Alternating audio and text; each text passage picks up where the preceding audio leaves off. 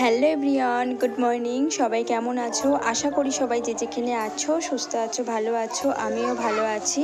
শ্রাবণীর লাইফস্টাইলে ছোট্ট একটা ব্লগে সবাইকে অনেক অনেক স্বাগত, অনেক অনেক ভালোবাসা। ঘুম থেকে উঠেছি, এখন বাজে সকাল 6টা। আর দেখো, আমি সকাল 6টার সময় উঠে প্রথমেই চলে আসলাম আমি আমার ব্যালকনিতে।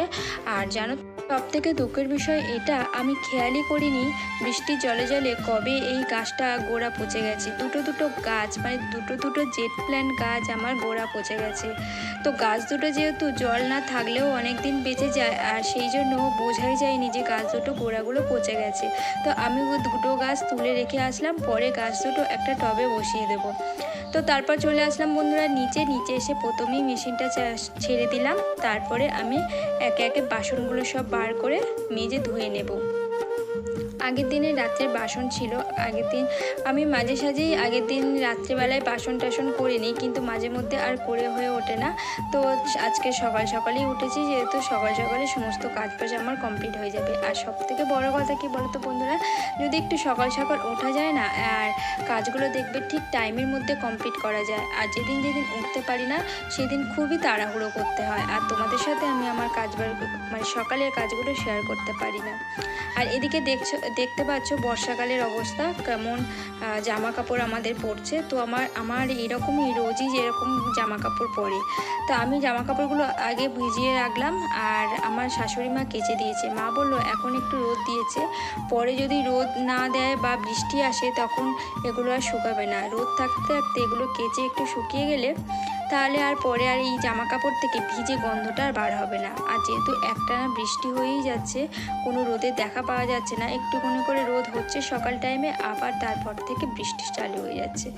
তো সেই জন্য মা জামা কাপড়গুলো আমি ভিজিয়ে দিতে মা পরে ওগুলো কেচে দিয়েছে। আর আমি চলে আসলাম আমার নিচের ঘরটাকে ভালো করে ঝাড়ু মোছা করে নেব।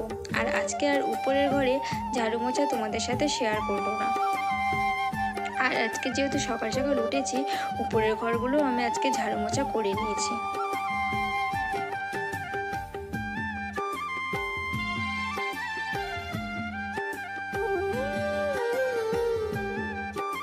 বন্ধুরা, এই ডান্ডা দিয়ে মুছতে সব থেকে সুবিধা হয় কি জানো? খাটের নিচ, সোফার নিচে এগুলো ভালোভাবে পরিষ্কার করা যায়। আর হাত দিয়ে মুছলে খাটের নিচে ঢোকা যায় না, বা সোফার নিচেও তো ঢোকা যায় না, কিন্তু এই ডান্ডা দিয়ে মুছতে গেলে এইগুলো খুব ভালো সুবিধা পাওয়া যায়। তো যাই হোক, আমি ভালো করে সমস্ত ঘরটরগুলো ভালো করে মুছে নিয়েছি। তারপরে চলে যাব স্নান করতে। তো বন্ধুরা, স্নান টান করে চলে আসলাম। আর দেখো, আজকের এই গাছগুলো আমি সকাল একটু জল দিয়ে দেবো, আর সমস্ত গাছে একটু স্প্রে করে দেবো, জলে স্প্রে করে দেবো। জলে স্প্রে করাতে গাছগুলো যখন মানে গাছের পাতায় যখন ফোঁটা বিন্দু বিন্দু জলের কোনাগুলো আছে, দেখতে এত সুন্দর লাগছে, মানে তোমাদেরকে বলে বোঝাতে পারবো না। আর যারা তো বাগান চাষ করো বা যারা গাছ ভালোবাসো, তারা তো এর মর্ম বোঝোই। আমার তো ভীষণই ভালো লাগে এগুলো দেখতে। তো যাই হোক, সমস্ত গাছগুলো আমি একে একে সব স্প্রে করে দেবো। আর এদিকে দেখো, এই ফুলটা আমার ফুটে গেছে, আর এগুলো অনেকগুলো ফুল ফুটে গেছিলো, আর এখন একটা দুটো করে ফুটছে। তো এই ফুলটার নাম আমি ভুলে গেছি, তোমরা যদি জেনে থাকো তাহলে আমাকে কমেন্ট করে জানিও। আর এই একটা দেখো, তোমাদেরকে যেটা দেখালাম, এটা হচ্ছে একটা অ্যালামন্ডা গাছের ডাল। আগের দিন রাত্রেবেলা আমি আর আমার হাজব্যান্ড একটু বেরিয়েছিলাম, আর রাস্তার ধারে দেখি এই অ্যালামন্ডা গাছের ডালটা, মানে গাছটা হয়ে আছে। তো আমি হাত বাড়িয়ে ডাল ভাঙতে গিয়ে কিছুতেই ভাঙতে পারছিলাম না। তো যা হোক করে ছোট্ট একটা ডাল ভেঙে নিয়েছি। এটা আজকে আমি মানে বসাবো, তোমাদের সাথে অবশ্যই শেয়ার করব। আর ভেবেছি যে কাটারটা যতক্ষণ না আসবে ততক্ষণ আর কোনো গাছ আমি তোলার দিকে যাব না। মানে অনেক গাছ যখন ভাঙতে পারি না, মানে কি বলবো, এমনি চলে আসতে হয়, না ভেঙেই মানে ভাঙতেই তো পারি না, মন টন খারাপ করে চলে আসতে হয়, ওই জন্য আর গাছের দিকে যাই না। কাটারটা অর্ডার দিয়েছিলাম, তো কাটারটা চলে আসলে অবশ্যই তোমাদের সাথে শেয়ার করবো, আর তারপরেই আমি গাছের ডাল কাটবো। তো এবার থেকে ভেবেছি যেখানেই যাই না কেন সেখানেই আমি এই কাটারগুলো সঙ্গে করে রেখে দেবো। কাটারটা তাই যেখানে আমি গাছ দেখতে পারবো সেখান থেকে গাছের ডাল কেটে নিতে পারবো।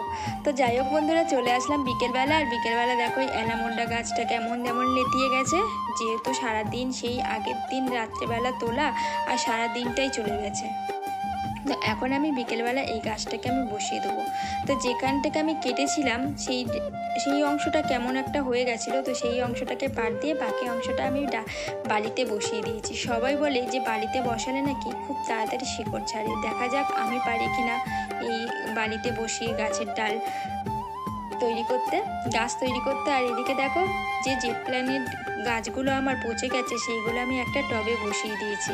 তো এই টবটার উপরে আলাদা একটা এক্সপেরিমেন্ট করার ইচ্ছা আছে, তো দেখা যাক, যাই করি না কেন তোমাদের সাথে শেয়ার করব। আর এটা কি বলো তো বন্ধুরা, আমার যে অপরাজিতা গাছটা আছে সেই গাছটা তো লতিয়ে লতিয়ে পড়ে যাচ্ছে, তো আমি ভাবলাম যে কিছু একটা বানিয়ে গাছটাকে ওর মধ্যে জড়িয়ে দেওয়া যাক। তাই এইভাবে আমি বানিয়ে নিচ্ছি। আর এগুলো আমি দেখেছি ইউটিউবে, তো সেই জন্য আমি ওখানে দেখে এগুলো আমি বানিয়ে নিচ্ছি। তো কেমন হচ্ছে তোমরা বলো। তো আজকের আমি আর এটাকে কমপ্লিট করতে পারিনি, তো যেদিন কমপ্লিট করব সেই দিন তোমাদের সাথে অবশ্যই শেয়ার করব। আশা করছি পরের দিনই আমার কমপ্লিট হয়ে যাবে। তো যাই হোক বন্ধুরা, পুরো ভিডিওটা তোমাদের কেমন লাগলো তোমরা কিন্তু অবশ্যই কমেন্ট করে জানিও। আর ভালো লাগলে প্লিজ আমার চ্যানেলটাকে সাবস্ক্রাইব করে রেখো। আর পাশে থাকা কিন্তু বেল বাটনটি অবশ্যই প্রেস করতে ভুলো না, যাতে আমার ভিডিও ছাড়ার সাথে সাথে তোমরা নোটিফিকেশান পেয়ে যাও।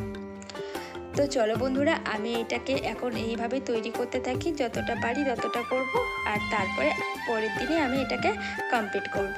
তো চলো তোমরা যেখানেই থাকো সুস্থ থাকো, ভালো থেকো, সবাইকে আজকের মতো টাটা।